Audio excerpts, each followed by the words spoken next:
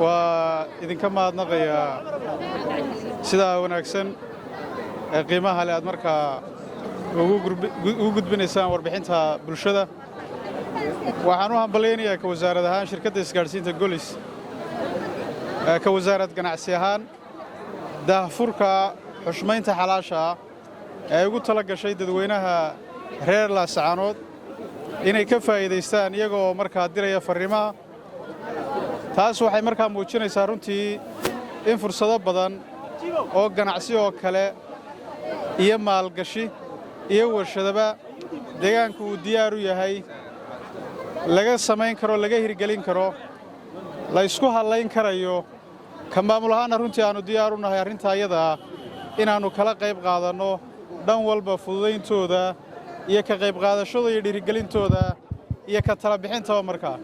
waa uga mahadnaqayaa shirkadda golis inay markaa fursaddan siisay